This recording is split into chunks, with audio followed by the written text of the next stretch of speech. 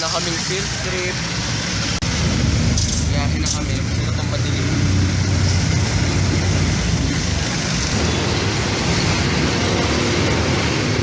Yan, so bali, gabing-gabi pa.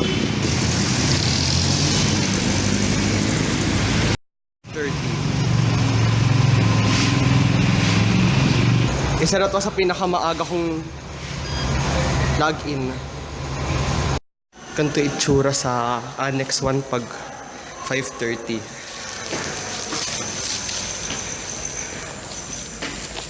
Sobrang dilim.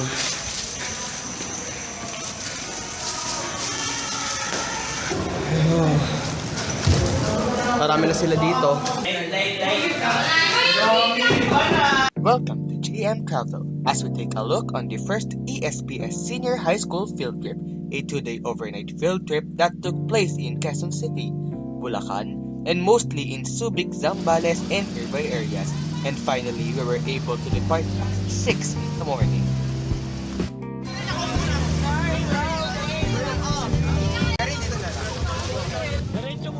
Inside the bus, students are placing their luggages at the bus compartment because we had lots of baggages with us. And upon leaving the school, we went for our first stop, the Quezon City Memorial Circle. We are gathered outside the Quezon Memorial Monument in KPMC to form our lines per class before entering the Quezon Memorial Museum, which is located below the monument.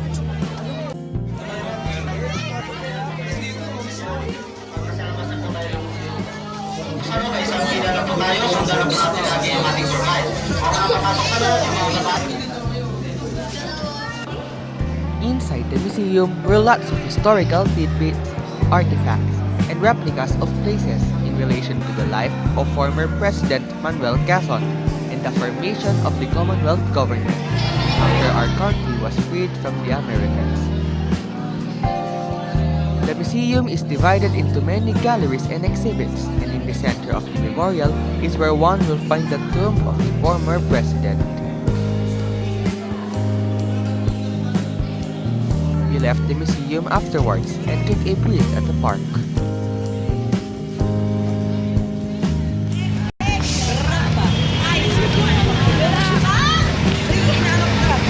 After visiting QCMC, we are off for our second destination, the Nature Spring Bottling Plant in Bulacan. The day is just getting started, but many of my classmates are already asleep in the bus.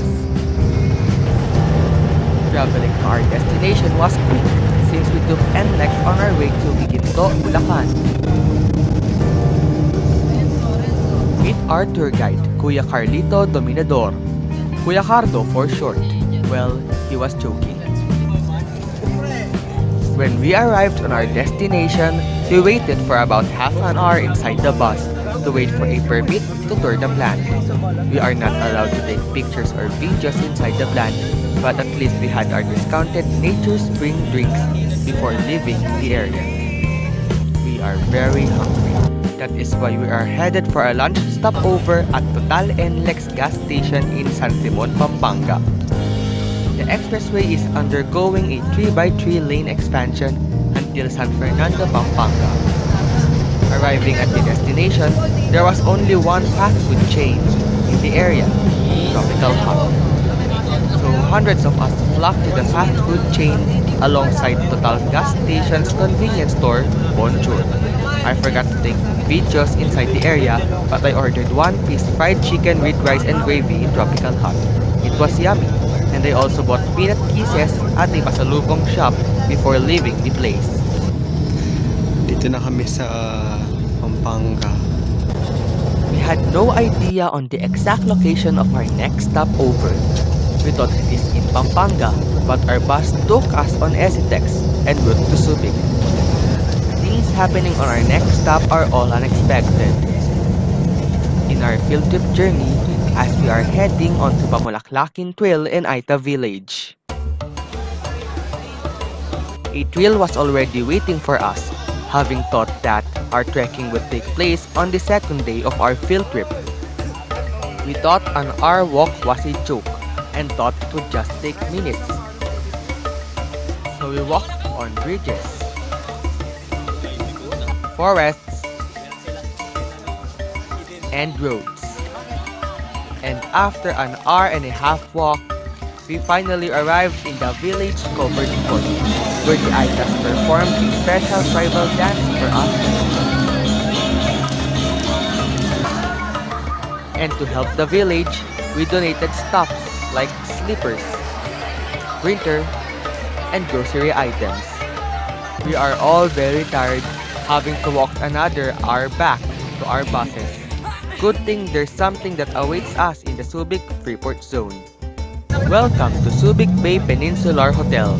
This is where we will stay overnight. Arriving there, we are gathered at the hotel lobby for our room assignments. The first two buildings for the boys, while the last building are for the girls. We were only given an hour to rest on our hotel rooms because something awaits us on the hotel's biggest function room.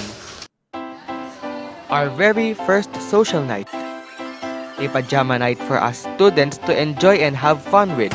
Entitled PSPS SHS Live at Subic, we are to play some games like Family Feud.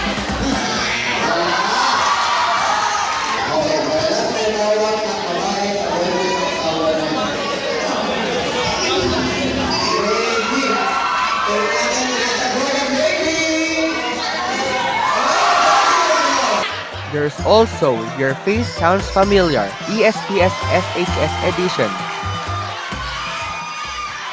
A St. Augustine student as Bruno Mars.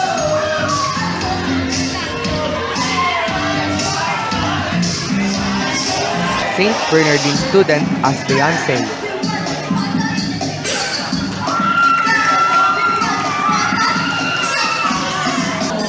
St. Hildegard student as Bugoy Carino.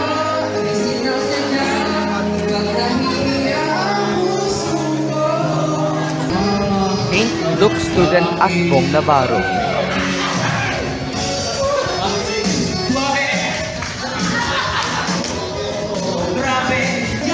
St. Matthew student, first runner-up as Bamboo.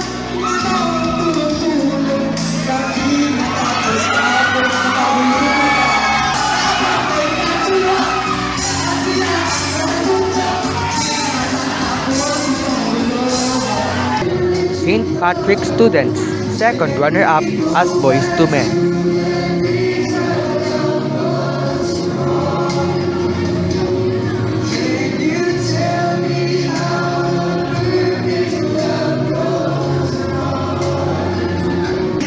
And the grand champion of the competition, the student of St. Paul as Adele.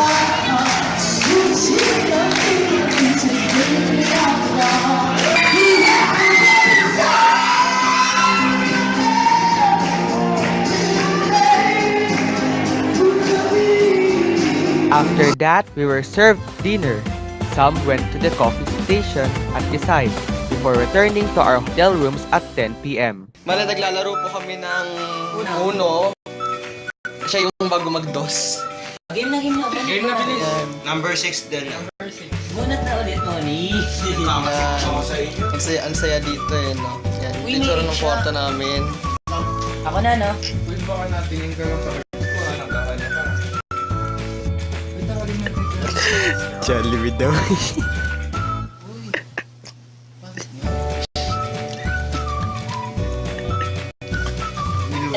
Anong number nila mo?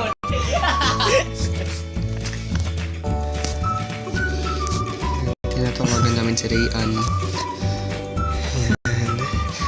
Pero may papakita kami. As the middle of the night passes by, most of us decided to stay awake, calling classmates from other rooms. In our room, we slept after 2 a.m., but other students decided not to go to sleep the whole night. Second day of field trip. May dalawang tulog doon. Hindi po sila natulog. Alam. Ito, tulog. Ito, nahiga lang tapos tulog. Yan, tapos yung isa na sa banyo.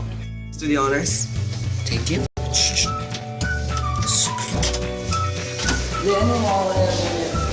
Before 7 a.m. strikes, we left our room to go back to the hotel's Lamborghini function room. because at 7 a.m., our breakfast will be served there. It is a fresh new day in Subic, and one good way to get our morning started is by having a nice cup of coffee with our breakfast. But before going to the function room, we went outside the hotel's pool area to take a breeze on the fresh air of Subic's outdoors.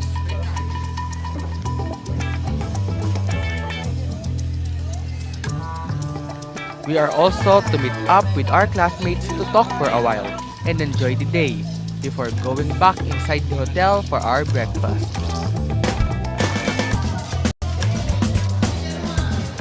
Most are still wearing their pajama suits that they wore in last night's social events. Lines are easily built up in the coffee station, and unlike last night, no special events were held, and we are only gathered here to eat. After our breakfast, some may choose to go back in our designated hotel room, and some, well,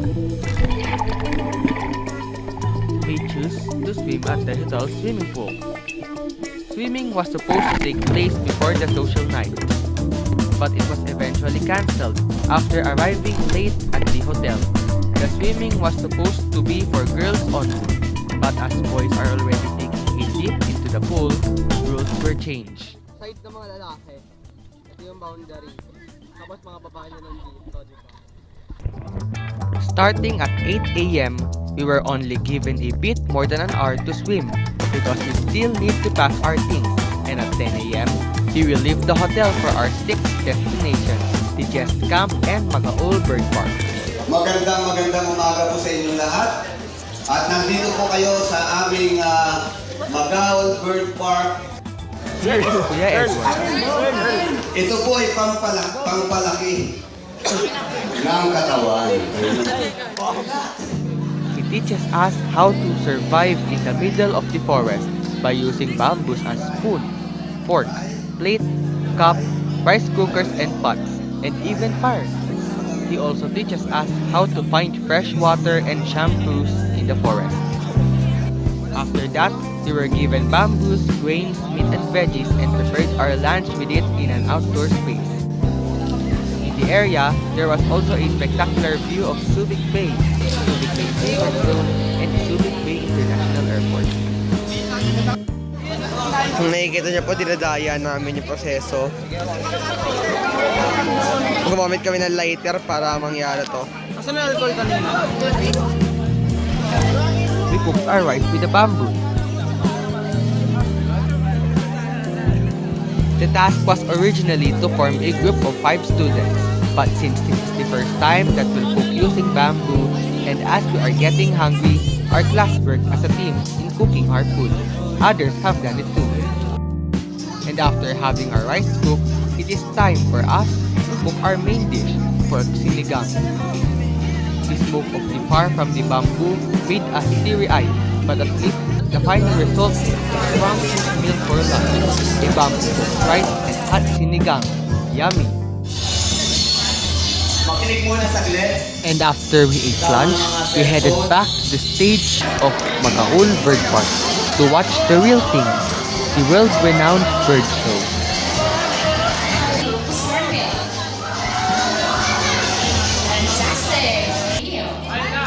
The bird show was really amazing and also fun to watch.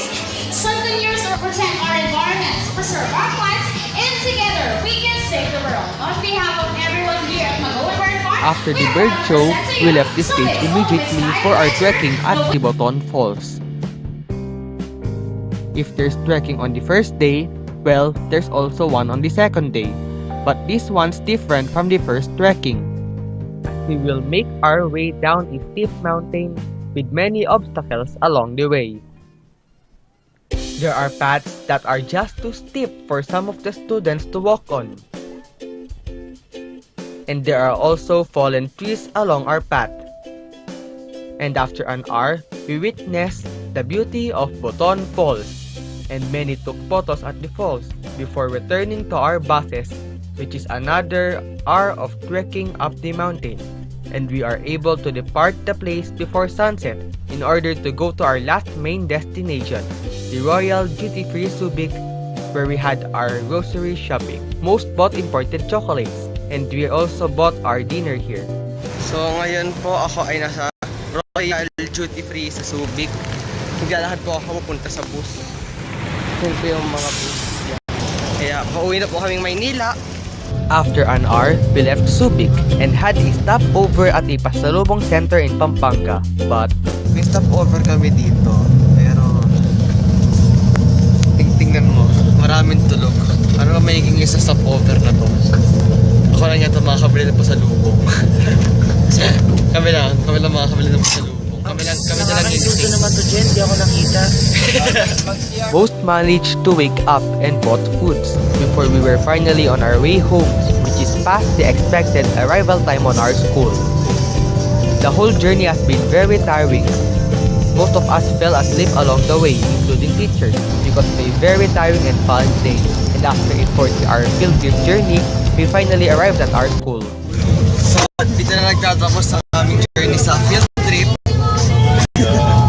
Dito na kami ulit sa school.